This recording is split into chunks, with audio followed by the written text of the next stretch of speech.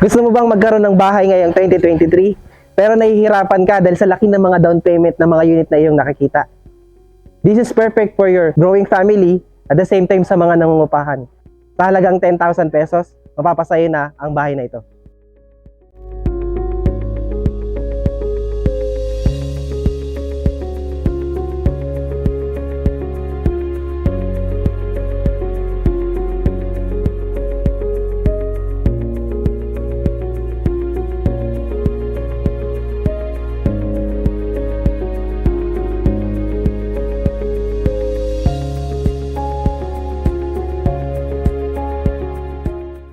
Magandang araw. Ako po si Carly Felices, together with my team sa likod po ng camera.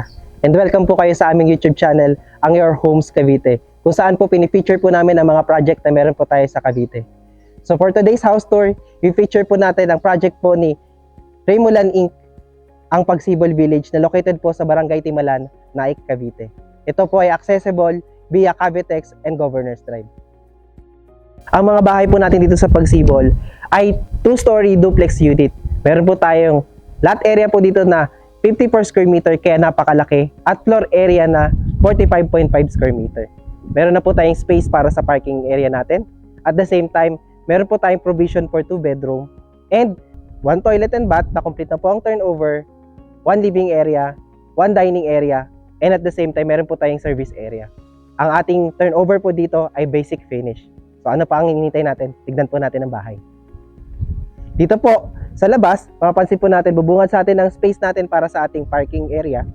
Meron po itong 2.5 meters na allocation. At at the same time, kahit po na kayo po ay nakaban, kasyang-kasya po dito ang inyong sasakyan. Dito po sa harapan po ng bahay, napapansin naman po natin na meron po tayong 1.2 meters. Pwede nyo pong paglagay ng maliit na garden or kung ano pong idea na gusto nyo gawin sa bahay. Tara, pasukin po natin ang bahay. So ayan, ito na rin po ang kanilang turnover ng pinto, nakabakal na rin po ito. So dito po, bubungad po sa atin ang space nila para sa living area.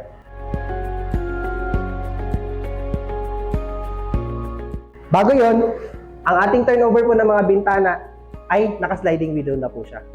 Dati po kasi ito po ay naka-jalousie lamang. So dito po sa space po natin sa living area, pwede po kayo maglagay dito na ng sofa ninyo. At the same time, sa ilalim po ng hagdan, pwede po kayo maglagay ng cabinet or lagyan po ninyo ng TV. The same time, yung mga socket po natin, naka-ready na rin po yan to use pag tinurnover sa inyo ang unit. Dito na po sa side po na to, ang inyong dining area. And mapapansin po natin, meron pong space para sa inyong kitchen.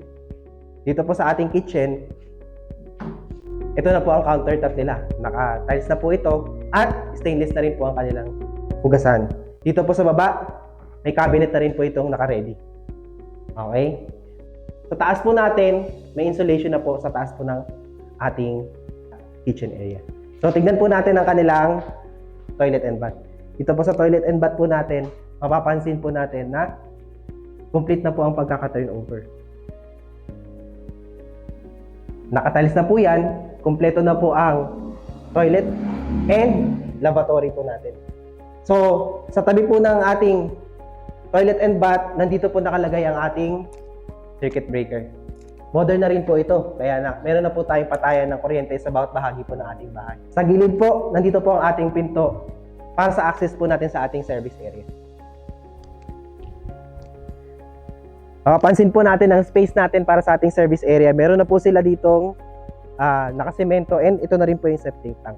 So, kung gusto nyo pong pa-extend dito, napakalaki po ng space at marami pa po kayong pwedeng gawin. Para pasukin naman po natin ang second floor.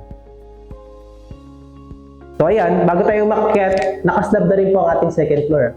So, at the same time, sa ating hagdanan, meron po tayong dalawang concrete na steps and bakal na po yung pagkakagawa nila dito po sa ating hagdan. So, in case po na gusto nyo siyang pabaguhin, pwede rin naman po. So, tara! So, dito po sa second floor, bubungad po sa atin ang space nila para sa 2 bedrooms na provision.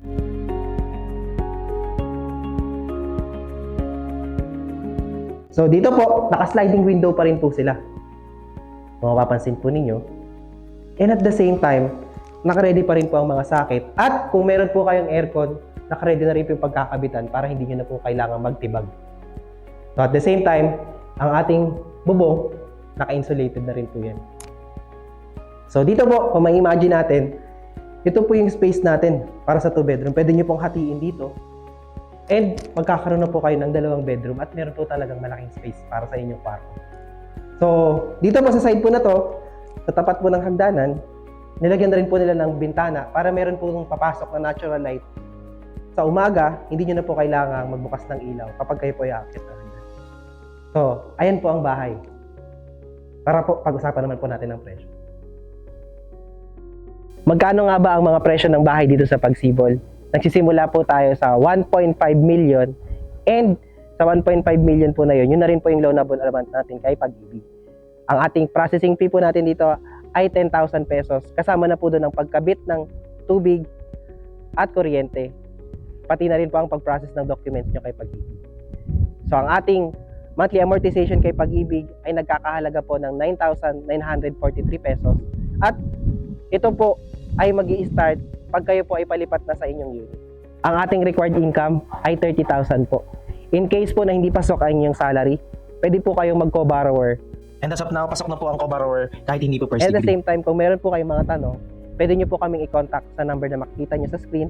At the same time, pwede nyo po kaming i-message sa video po na ito. Kaya kung kayo po ay naghahanap ng bahay na gusto nyong malipatan ngayong 2023, ito po, i-check nyo. Baka ito na ang para sa inyo. Again, maraming salamat po sa panonood. Kung gusto nyo po na maging updated sa aming mga posting para sa mga bahay na kagaya po nito, please like, share, and subscribe po sa aming YouTube channel. I-click nyo na rin po yung bell button para kayo po yung unang makita ng aming mga uploads. Again, maraming salamat po and magandang araw.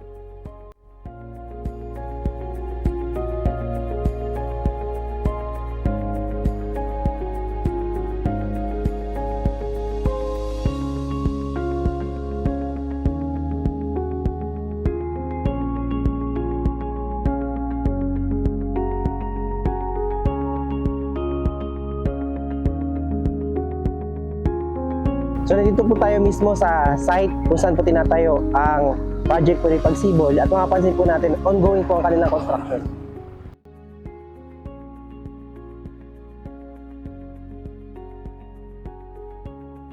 So sure po ito na by January po makakalipat na po kayo. Actually, ang mga turnover po ng mga unit dito ay ngayong December. At the same time, makakalipat na po kayo sa first quarter po natin ng 2024. So ano pang hinihintay niya?